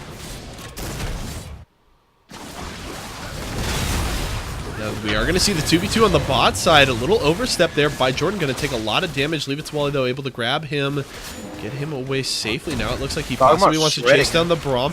He's going to land the stun, but yeah, Kog'Maw shredding is absolutely right. But I'm Lefty is actually in behind the team. Oh, no. Here comes the... here comes the Galio ultimate. Dr. High flashing away is going to possibly be chased down here. There comes his jungler, but it's not soon enough. Divine trying to run away here. Mr. Otter is on the bot side. We've got the 4v5. But Dr. High is dead, so now this fight is even. Now ultimate onto the jungler. I'm Lefty going to go down, and he's shut down by Singreed. Yep, ultimate onto the bars from the Malzahar, but the taunt from Weimel will cancel the rest of that. He's trying to run away, though. He could be in big trouble. The Tom Kench is not close enough, and that's going to be the kill. Kog'Maw, no Death Scythe on the Malzahar, will grab that one onto Weimel, and Royal Luck is still very much in this game, now only down 1,000 gold. Yeah, and I was talking mess about the Kog'Maw pick pregame, but he's actually, Divine Cameron's looking pretty good on it. Managing to do a lot of damage without dying, which is pretty surprising given the comp from Reign of Kings. But I would say that's more of, I'm not sure if it's like outplayed or poorly played, you know, type I would deal. say poorly played. They never got almost any of their CC onto the Kog'Maw. Yeah. Like, I'm Lefty got in behind them and just went for the kill onto the support, and then they went for the Braum, and the Galio ultimate didn't hit anywhere near the Kog'Maw, so they tunneled on the support and then just stepped too far forward and got punished for it. Yeah, for sure. And I would like to see them just going for this Kog'Maw instead, because you know it's literally like the only thing doing damage at this point. The Gangplank barrels have not been on point enough to justify killing him first. The Malzahar, I mean, Malzahar is a champion. Until he's like 3 items, all he can really do is press R. Post 3 items, though, Malzahar does do some pretty decent damage. But right now, at this point in the game, they need to be focusing the Kog'Maw. We're going to see the 80 carry 1v1, the heal from Jordan. And the Has to flash. be used to win that 1v1. There's the ultimate Oh, no. from the Galio. They trade a lot for that, actually. He used both of Jordan's sums, the ultimate from Weimel, and the Eated from Tom Kench. So He got eaten. We could possibly see a gank here. Singreed waiting in the tri-brush, possibly looking to catch out Jordan. But he's going to be spotted up by one. Tower. Singreed here going to be able to clear the way with help of Dr. High, though. Oh, they might get a pick on Ryox here. Ooh, this could be big trouble. Uses the Hextech ultimatum, but now he's trying to run away as fast as he can. Flash and Ghost are up for Death Scythe, but looks like Ryox is able to get away. I don't know why he didn't Ghost. Why even take that Summoner spell? It's not very good. Ooh, we are going to see the tower dive, though. I'm Lefty has arrived, and down goes Dr. High. The ultimate onto the Varus, but munched up by the Tom Kench. Leave the tower. Yeah, Singreed could be in big trouble. Weimel going to miss the crowd control. Skarner just trying to run away, and he will actually escape thanks to that quote-unquote dead man's. So it's pretty funny that he took dead man's because it's like, I'm going to run at you as fast as I can. Kind of expect to see a righteous glory. Yeah, like I was saying, I'm pretty tilted that Deathside didn't Ghost into the Camille. I guess she had QSS, which would be like, why? But why he didn't do it, I mean, but like, I don't know. I felt like if he would have ghosted, then Ryox might have just used the QSS, expecting the Malzahar ult, and like he could kind of bait it out, or at least like silence him and slow him down and stuff, and maybe look to get the kill with the GP. But just weirdly played, I would say.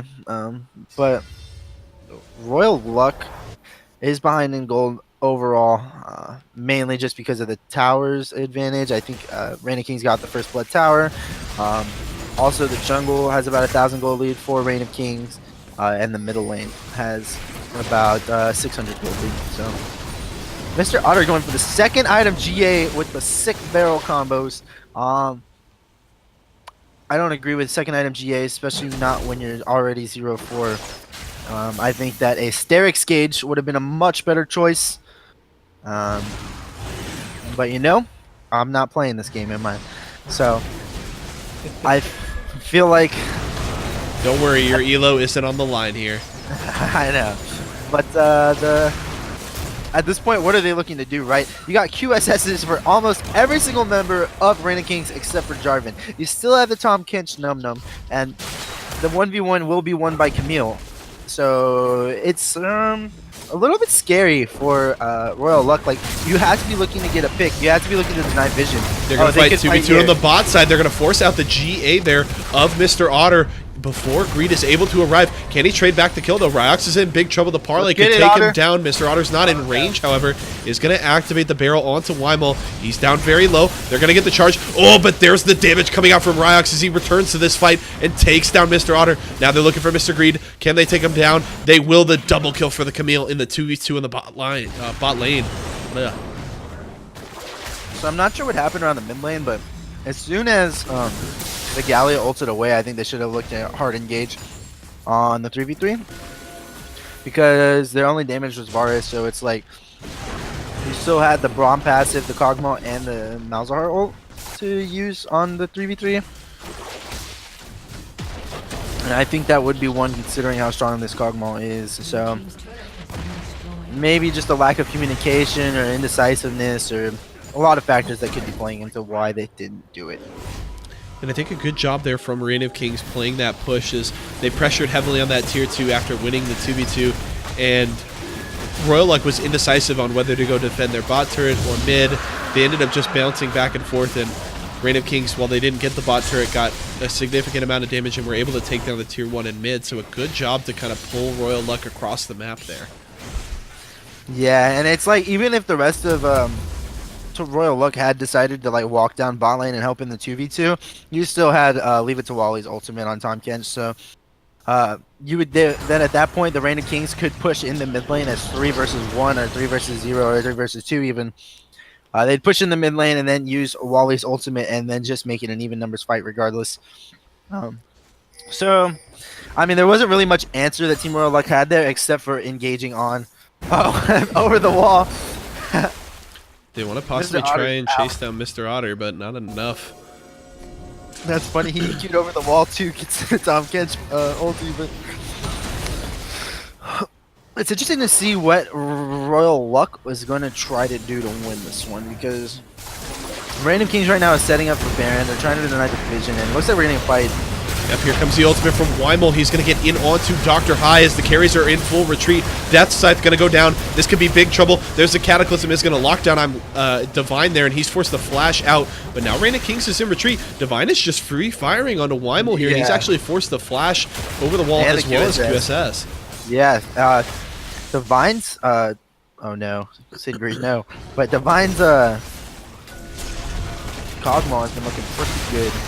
Yeah, he's again free firing onto the front line into this fight. This could be big trouble. The Winds of War are not enough to take down this Kog'Maw yet when he's at full health. Get onto the Kog'Maw. Now the crowd control is going to land. Jordan going to try and take down Divine here. He is going to get stunned. The auto attack's coming out. Good stopwatch used there by Divine, but they're going to take him down anyway. The passive will do quite a bit of damage here. Eaten up, and he actually gets the shutdown there onto the Tahm Kench. Can they get this kill? Stunned is Jordan. Now he's trying to get away from Singrid. Does he have enough damage? Can he take him down quick enough? It's not going to be enough, and he gets the shutdown onto the Varus. I'm Lefty. He's going to take him down. Where's the flag? There it is. Okay, so a little bit of a mistake there from Cameron. I mean, he was in range to auto the Varus, and instead he was trying to kill the Tahm Kench, who still had his gray health. So, pretty big mistake there. He could have killed the Varus so much sooner. Varus was in the Skarner ult being pulled into him, and chose to auto the Tahm Kench instead.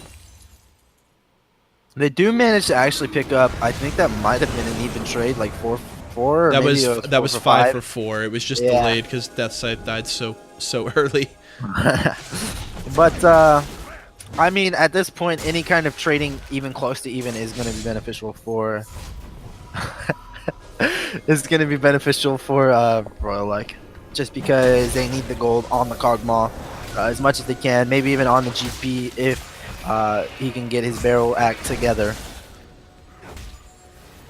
Royal Luck denying vision of the Baron. Not like there's much threat for them to start it, but the vision denial is there. That was a good barrel. Rox does want to fight here. There's the ultimate from Weimel, but this is going to be the 3v2. QSS and Flash used by Rox to try and get away, but Weimel could go down. The rest of the team is nowhere near close enough. Mr. Otter possibly going to go down there, but it's not enough, and Weimel will die as Ryox just trying to run for his life. The Death Scythe could be collapsed on here. Flash is away. He finally used his subs, and it worked. Cool. But Flash Ghost. So at the bot lane skirmish there, Gangplank landed a decent barrel. I think that might have been the first time this game, and oh, ouch. it actually won them the fight. I mean, they got a kill. This could be a big fight for Royal Luck here. Teleport coming in from Mr. Otter. They've caught Leave It to Wally. He has the gray health, but it doesn't matter. The ultimate from Death Scythe will secure that kill, and they could turn onto the Baron. Yeah, they're getting the picks that they need here. I mean, they're a little bit low, and I'm Lefty is at full health, still around. He has the Warmogs, the QSS. He has everything. Gotta be careful. We could get the steal. He's gonna go over the wall. There it is. That's the steal. I'm Lefty grabs the Baron, and Reign of Kings is still in this. There's the teleport from Weimel. They're going for the fight. Oh, they're gonna get the taunt. Going very low. Okay, there's the. Oh my goodness. The GP goes down now. Divine is gonna go down to Weimel as well. The passive coming out the double kill for the top laner, or the mid laner of Reign of Kings, and that's a huge fight. Double kills across the board. An ace for Reign of Kings along with the Baron. That's huge. Not only do they get the steal, but they turn the fight right afterwards. Yeah. They were kind of fighting in a bad spot because Jordan was over the Baron pit, and while they were fighting, instead of backing up out of the pit just a little bit with the fight, they actually stood in range for Jordan to get autos off from over the wall. So Jordan was in no danger of dying in that whole fight, but could still put out all the damage he needed to. If they would have just stepped back, Jordan would have had to either, take the blast going over or duo all the way around, and putting himself in danger. So I think that was a pretty big mistake. Also, just going for the 50-50 Baron. I mean, you could have at least tried to kill, like, the Blast Cone. I know he didn't take it over, but Could have. I think they could have set it up just a little bit better. I mean, the 50-50 just kind of cost them a lot. They would have had such a big lead if they would have gotten that Baron.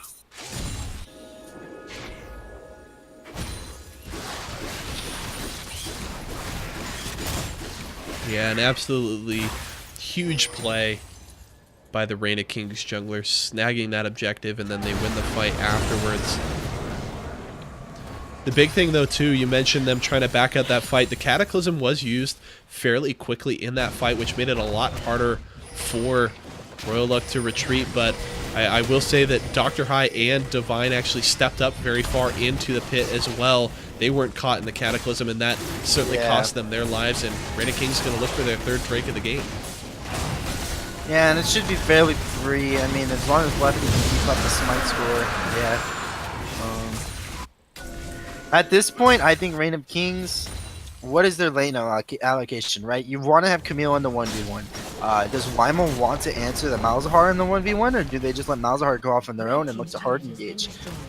Because they can get picks with the Tom Kenchel and with the Varus ult, so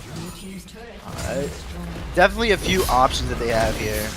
They do have hard engage also. I mean, Jarvan EQs in and then Galio presses R.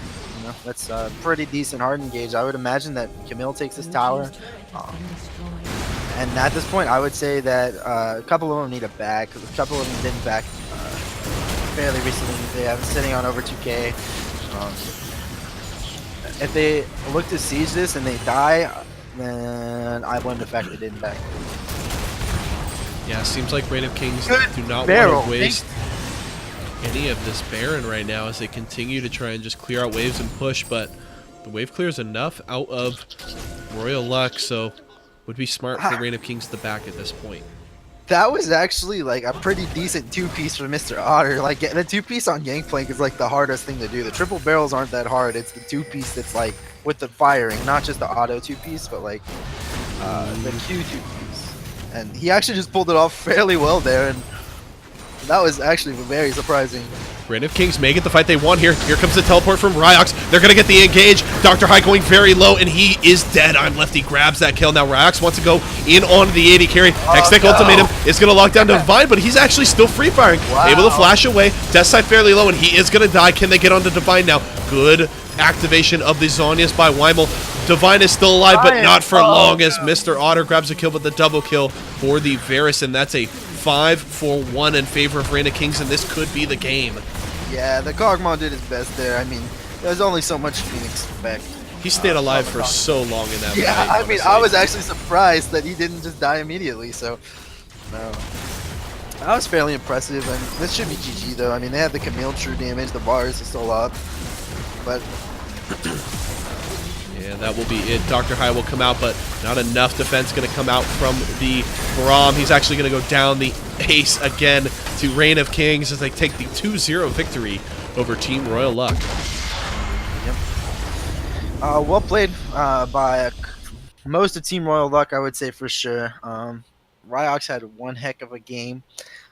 Weimel looked fairly decent on the Galio for sure. Lefty with the clutch Baron steal. Put in decent positioning throughout the game, and I would say the MVP is still the support. And you know, if I'm giving MVP to Leave It to Wally this game, it's only because of the pick, not because of any like special plays that he did. It's just that the Tom Kench pick itself was so crucial in the win here. And also just itemization again, I would actually say, because he actually picked up that Knight's Vow, which is pretty good, and he got a QSS, which is what I was calling for at the beginning of the game, saying if Tom Kench gets a Knight's Vow, he can eat, or I'm sorry, a QSS, then he can eat anyone, and then you can't get stunned. So I think it was just good itemization from Leave It to Wally again, and the pick itself was pretty huge. And the only other thing I would probably say is maybe Ryox. I'm Lefty for MVP maybe, just because he got the sick smite, and Ryox for MVP maybe, just because he kind of destroyed the 1v1. Even though, to be fair, Lefty helped out Ryox a lot. Ryox was doing fairly well in the 1v1, 8-1 and 9 on the Camille. Rather impressive scoreline. Definitely a great match across the board there from the side of Reign of Kings, and good job by Wally. got to show some love for those support players. And we are going to look to get an interview there with Leave It to Wally here to end our match. Actually fairly surprised looking at the damage that Gangplank and Camille did almost the same amount of damage. It's sorry, welcome. Kind of crazy. Yeah, welcome. We are now joined by Leave It to Wally, the support for Reign of Kings after that 2-0 win over Team ROK. Just initially, how does it feel after grabbing that W over TRL to get your 4th match win of the season? It feels pretty good. You know, they had a really scary comp with Malzahar and Skarner, but we itemized and picked some good champions to overcome that difficulty. Yeah, the Tom Kench pick was pretty big, and then the fact that you built QSS, smart itemization, I think, from you from both games actually. So yeah, well never really got played. to use it on the Tom Kench. There was never really a good time for me to actually make a decent play with that. But they didn't ult me early either, which I think they should have focused Yeah. on. But And you know, so it's no love.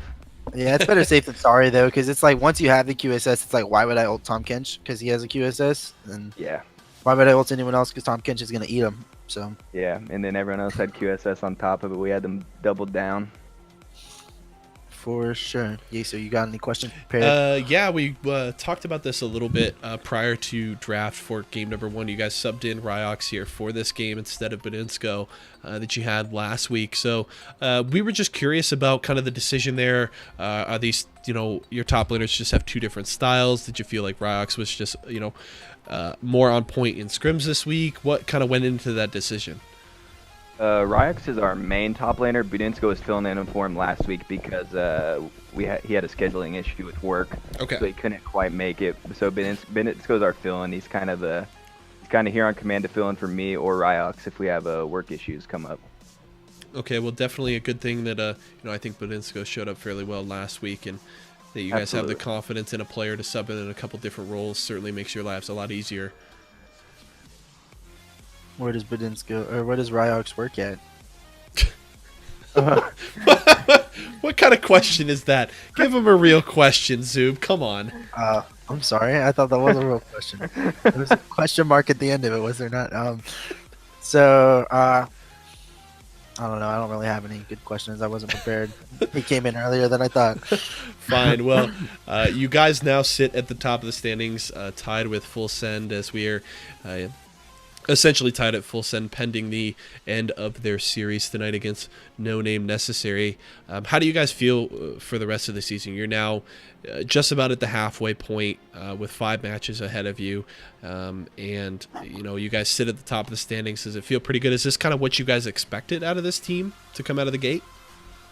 Yeah, we definitely expected to do well. You know, and between the teams on the list, there's definitely some challengers out there, but me and Wymo have definitely been hitting the scouting pretty hard, checking out the other teams to get the pick and ban phase going good.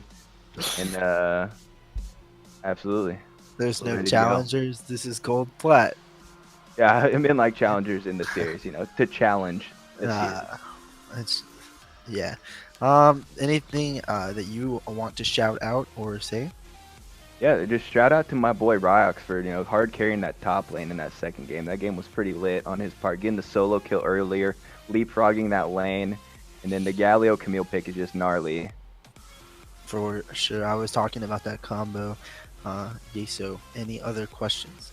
No, that is all for me. Congratulations, Wally, on the win and the MVP selection. Best yeah, of luck thank with you the guys regular for that. season, and I imagine we will see Reign of Kings at least a few more times on stream the rest of this season. So, Wait, best I of have luck. one more question. Oh, okay. You take it away. Do you think you guys are #1 undisputed? Ooh. You know, I think it's got to be in the question. You know, we're doing pretty well, and the Schism unfortunate problems that they have. We'll see what the other teams bring into the table as far as their subs coming in. So we'll see where it goes, but we're feeling pretty good. Were you worried about Schism pre-ban? Or at least a little bit concerned. We heard they were pretty good. That was Wymo's job on the scouts, but so I didn't get to check them out as much. But you know, we still felt pretty good going in that matchup, confident in our play style. Okay. All right. Well, that's it for me. Yeah, thank you so much for the insight, Wally, and we will talk to you again in the future. So, That was Wally. Leave it to Wally, the support there for Reign of Kings after that 2-0 victory over Team Royal Luck to move to 4-0 on this season. And before we wrap things up here, Zoob, I want to throw it to you. Any final thoughts on this series before we close out for the night? So, Team Royal Luck, I want to see them fix up their roster. Because I remember in the first couple weeks, I thought they looked pretty good. Definitely not a last place team. Definitely did not expect that. Is that where you said they were? Were they last place? They are technically ranked last place. How? But given What about like EVG and No Name Necessary? Aren't they like? I mean, so they're technically tied for last place. Okay. Okay. Yeah, it's not like they're not like solely down Undisputed there. last place. Yeah. And I will say this, given the behind the scenes information that I have on that team, I definitely expect them to show up a lot more in this back half of the season, especially if they're able to put together some of the roster moves that they have been trying to line up. So I honestly have all the faith in them to turn things around here over the next few weeks, and I would be extremely surprised if they weren't challenging for a top 6 spot by the end of the regular season. Okay. And then the other thing that I would say is I'm interested to see if any team can pull it together and actually challenge Reign of Kings, because they have looked pretty dominant in all of their games. Maybe some fumbles here and there, but for the most part, I mean, they haven't lost for a reason, so definitely interested to see. I mean, I think that, who was it last week? Reborn? I think they looked pretty good. Maybe they can pull it together and defeat Reign of Kings, or maybe Full Send Gaming. Well, Reborn did lose 2-1 last week, remember, to Reign of Kings, so we would not see that matchup again until the postseason. But, Reign of Kings does have Final Point Storm in week 5, which I think is a close matchup. Sadly, we won't be able to see Full Send versus Reign of Kings until week 8, but... Oh, that's so far. Yeah, but I definitely would say that's certainly a match to circle right there, so going to be interesting to see just how the rest of the season plays out here for Reign of Kings. But I definitely think there are some challengers out there, but I would not be surprised to see Reign of Kings possibly finish the regular season undefeated. I mean, they've got matches against GG, Forfeit at 15, and No Name Necessary left, and while you certainly can't overlook those teams, I would definitely consider Reign of Kings heavy favorites in those matchups. So if they can take down Vital Point and Full Send, though, I would say I have full confidence in them to go into the postseason as the #1 seed.